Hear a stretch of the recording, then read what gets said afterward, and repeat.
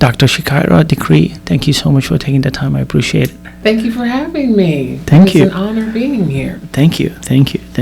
So tell me a little bit about you. So, Dr. Shekyra DeCree, I am a licensed professional clinical counselor with a supervision designation in the state of Ohio. I've been doing this since about 2007. Okay. Absolutely love what I do. I was inspired to start down the path of counseling and mental health probably in around maybe 2003, 2004. I got my master's from University of Dayton, and then after pursuing my master's degree and receiving my professional counselor licensure and designation, I've worked in community mental health. I've worked in crisis mental health settings. I've done group therapy for women in addiction environments at the OSU Wexner Medical Center, at Talbot Hall. I've worked in schools. I've done youth and family therapy, and I've opened up a private practice twice. And so I've run the whole gamut, dabbled in a lot of different environments in mental health, had different experiences. When I was working for high school in Columbus as a mental health practitioner, I decided that I wanted to go back to get my PhD and work on just a higher level in counselor education and supervision. And in that experience, I really focused my research efforts in thinking about how we can connect marginalized populations and provide and promote more access to marginalized populations as far as mental health access. But the specific space that I really focused on was the mental health of Black women and girls. And so that's what my dissertation focused on. That's what a lot of my research efforts focused on, which then inspired me after I graduated from my doctoral studies. I ended up opening up a counseling practice called Queen Space Counseling and Wellness that focuses on the lived experiences of Black and brown women and girls. And that is just my passion. It's what energizes me, just to hold space in a way that we are seen, we are affirmed, we are nurtured in ways that I think a lot of times society or the world does not. And I want to hold that space. I want to hold that space in a way that they feel seen and they literally feel like queens and royalty, and just have the space to be. So that's my background. That's how I ended up in the space of having my counseling practice. I also, right now, I'm an assistant professor of mental health counseling in counselor education and supervision at Ashland Theological Seminary in Ashland, Ohio. I'm going into my second year of doing that, and my research efforts and my classes that I've been doing so far, social and cultural issues. I'm going to be teaching a crisis mental health class and like diagnostic, differential diagnosis, treatment planning, those types of things. Okay. And so I also really enjoy teaching and educating as far as bringing up emerging counselors who are going to be enthralled in areas of, providing access, not just to the general population, but again, my heart and passion to marginalized populations as well. Okay. So, yes. Okay. Let's unpack that.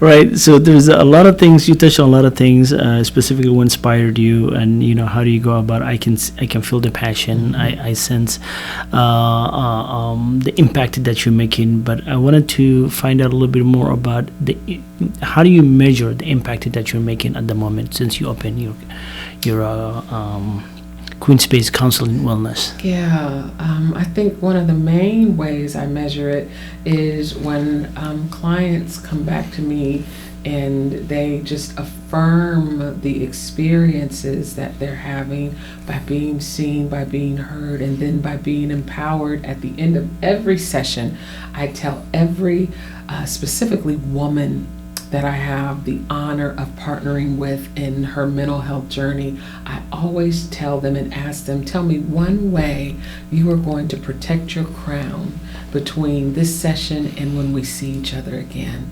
And when those clients return to me and say, Dr. DeCree, I cannot wait to tell you how I protected my crown since our last session, that to me speaks volumes, and that the time that we are having is rich, valuable, impactful, and that they are empowered to protect their crown, meaning they are being bold, they are taking up space, they are using their voice, and that they are able to be rooted and nurtured in our environment in ways that they are promoted and positioned to do that in their daily experiences. So anytime they come back and say, Dr. DeCree, let me share how I protected my crown since our last session, that to me speaks progress. And it's beautiful and it's rich progress.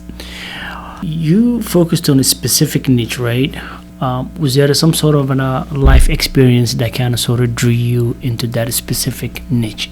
Sure. Watching my grandmama, both of my grandmamas, and their lived experiences, watching my aunties, watching my mama and their lived experiences and the struggle and how they wore this strong Black woman cape every day, how they were the rocks of our family, how they would work hard, hustle hard, be everything and anything to everybody in keeping our families together, working hard, all of those things, and not truly having the opportunity to protect their crown or their mental health because of having to be that strong Black woman, and not being able to affirm their own personal lived experiences because of different generational trauma, different things that have been modeled to them, and it's a pattern that's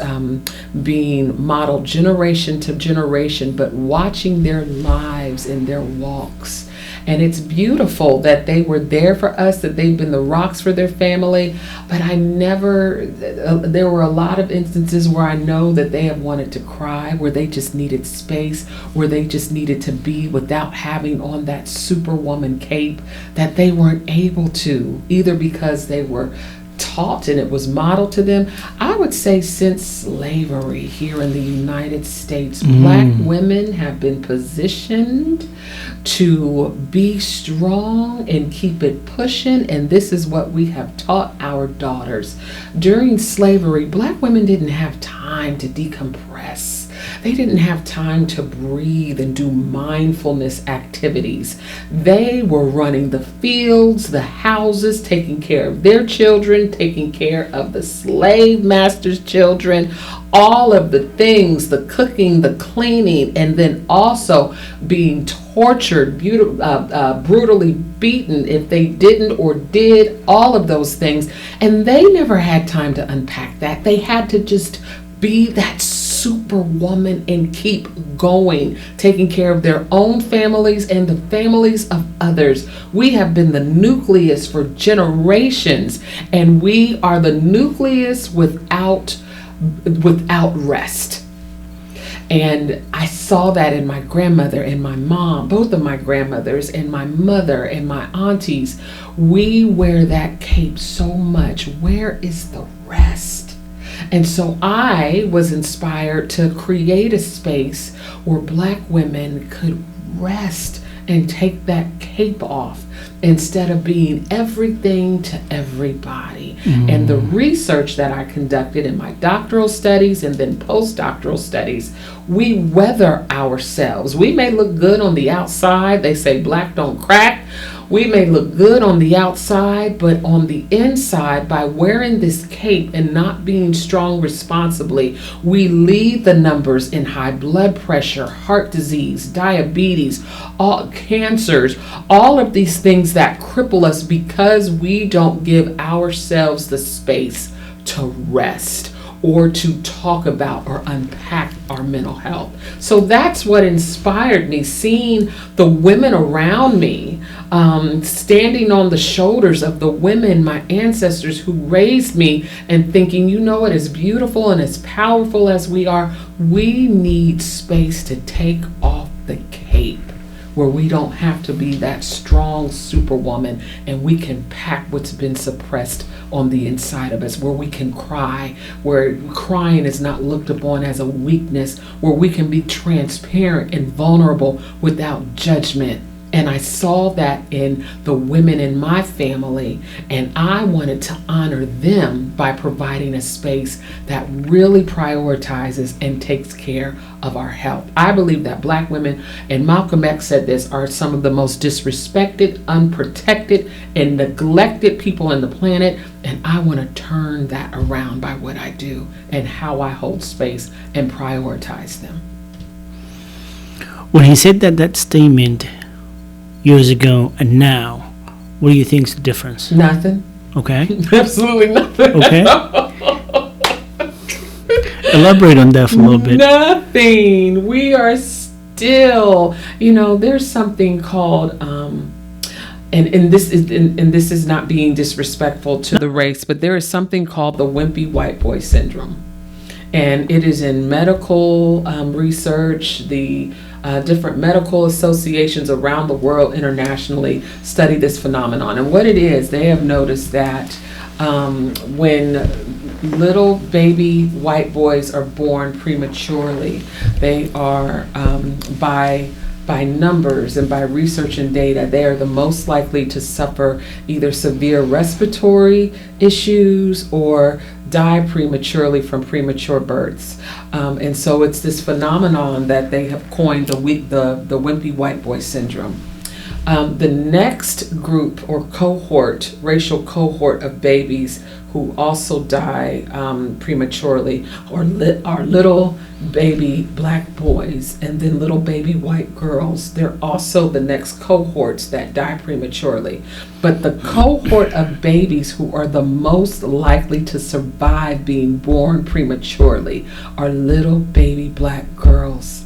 And the reason why I say that is because it seems like from birth, we know that we have to be strong genetically almost because of the weight of the world. We are currently in the position right now in this country where we are still severely oppressed and where we are not seen. I see Black women day in and day out. They talk about their workspace environments that are not psychologically safe, the microaggressions and disrespect, and having to work 3, 4, 5 times harder than others just to get a semblance of a seat at the table. All of these things, the more things change for us, the more things stay the same. And we are still, even amongst each other sometimes, it's like crabs in the barrel instead of us embracing one another as Black women, because we need each other so much profoundly, because we're almost conditioned to be better, be stronger. It causes us sometimes to ignore the value of connection among ourselves. And this has been going on for hundreds of years, and it is still going on today. I see social media posts just disrespecting Black women through microaggressions and horrible things, the way that we are treated in workspaces and in our communities and ignored and dismissed. It is awful. Thinking about, even Black women and maternal health, how that shakes out, how we are ignored in hospital rooms when we are trying to have healthy pregnancies, how the disparities when it comes to our racial cohort and gender, it pales in comparison to how other racial groups get treated and how they're provided care. Mm-hmm. And so we are still some of the most disrespected, unprotected, neglected. When you think of missing girls, a lot of times when Black girls go missing, the media doesn't focus on that as much as our white counterparts. We are ignored a lot of times, dismissed and neglected. And so, yes, the more things change, the more things stay the same. But I want to promote change in a different direction. You talked about creating a space. What a typical session with you looks like, and is that kind of sort of in a group session, or that it's a one-on-one session? And if it's a one-on-one session, how do you kind of sort of intake or start the conversation, and how can you kind of sort of conclude that conversation when it's about the time to be up? Sure. Because I could feel like that could just in a blink of an eye, right? Depending on what's going on with that person's mind. Yes.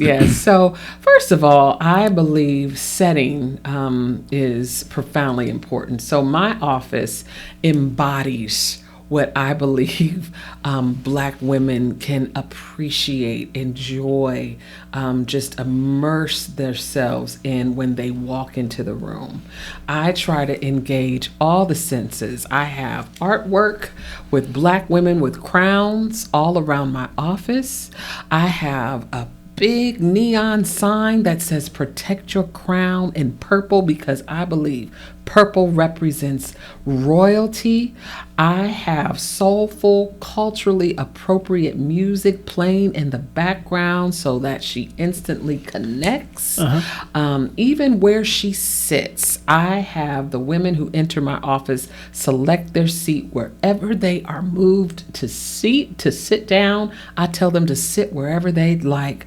I have candles going so that the sense of smell smells wonderful. That's usually the first thing women comment on. Oh, your office smells so good. That's part of the experience. I create an experience so that when they come and sit down, it's almost like them sinking into a warm bathtub of embracing water. Yeah.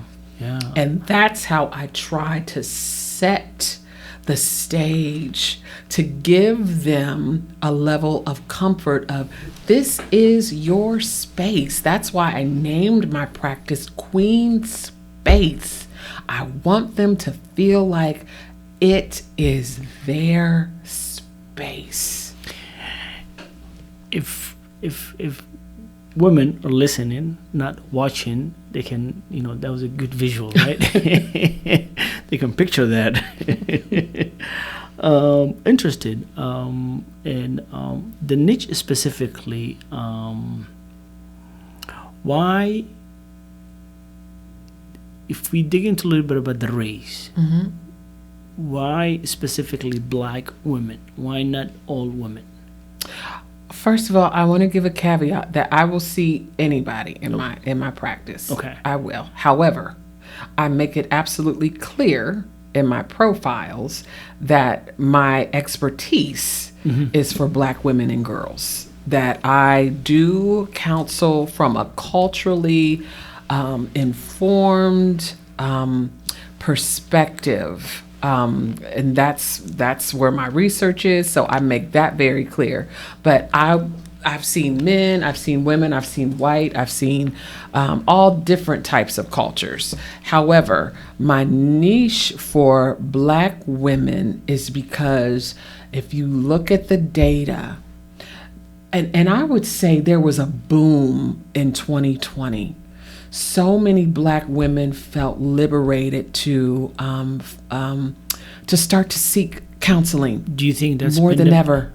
Do you think that's part of the pandemic issue? I think it's part of the pandemic. I think it's also part of where we are as a nation as far as culture, the oppressive experiences that we've been traumatized. There is oppression and trauma as a nation when it comes to specific, I think Black and brown people, but the trauma that we are experiencing, it has become so heavy. And I think with George Floyd, now I think it was I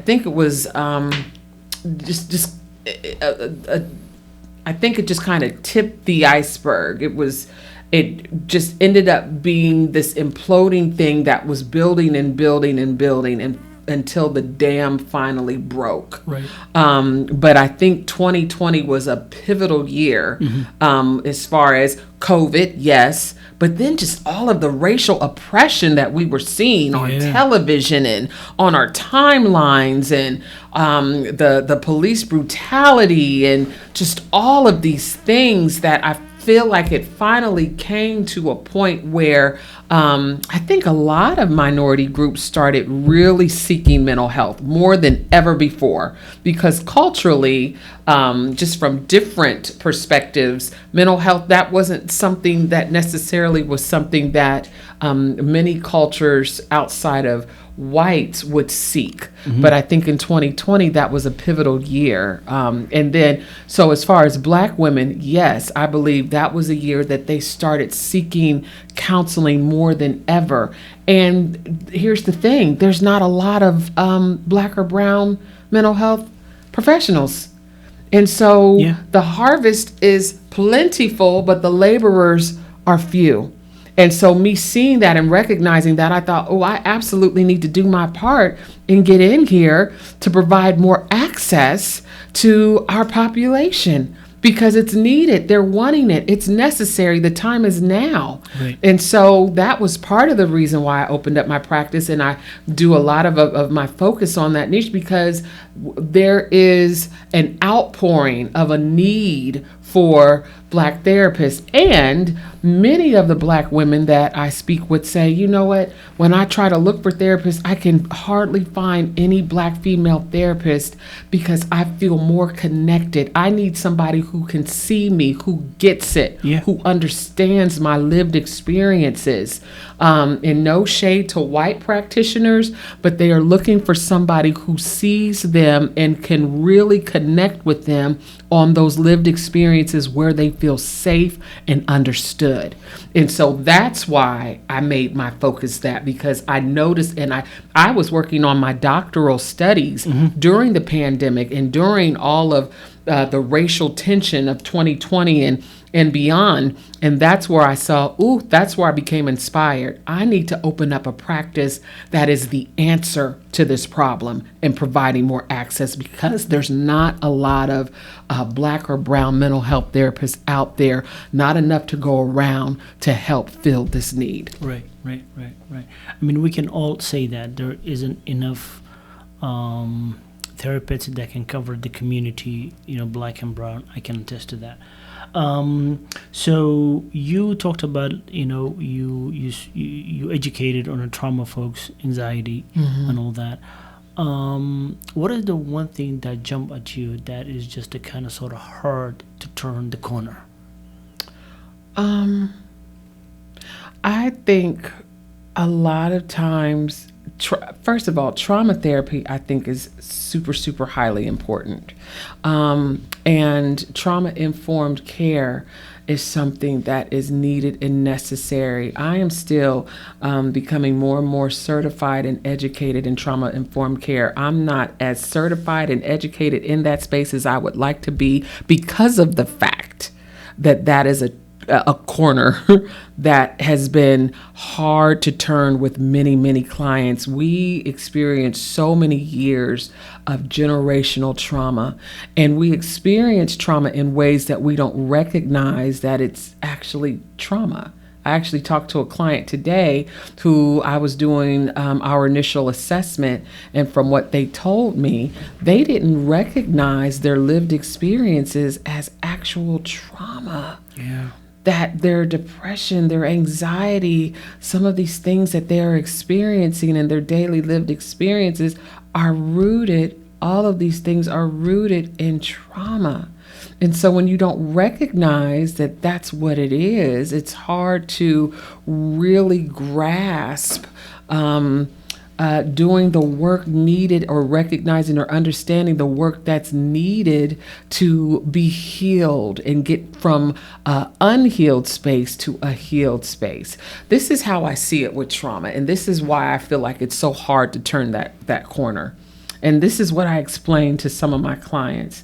If you were, let's say you were hit by a Mack truck and you lived, but you were hit by a Mack truck, all of your bones were broken, and you ended up being hospitalized from getting hit by that big old truck.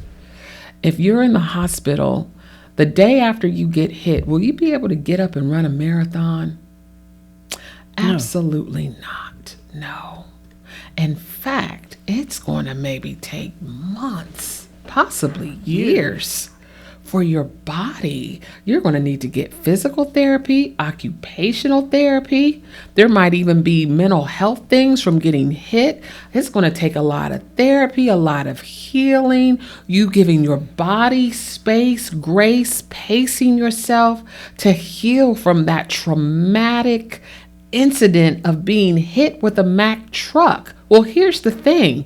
Trauma, emotional trauma, that we experience when we're abused or when we have adverse childhood experiences, ACEs. If a parent has had a severe mental illness as they've raised you throughout your life, but you watched them struggle with their mental illness, maybe a sibling or a parent was incarcerated during your childhood and you had to live through that, and your body was constantly in this fight or flight mode trying to internalize and make that right, but it kept bringing devastation, sadness, anxiety, and your body and your well-being was just always unsettled. That's like being hit with a Mack truck emotionally. Yeah.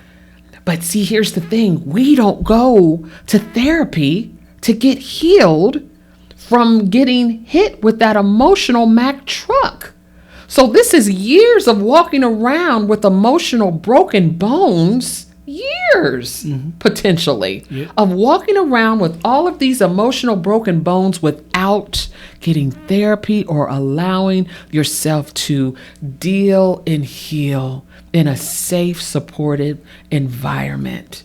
And so I believe when I see clients, they've been walking around years with these emotional broken bones that they have never had the opportunity to heal. And so no, when we start therapy, healing is not going to be just like that. Right. Healing is going to take a lot of time. Yeah. Because we have to get those bones healed from so many years.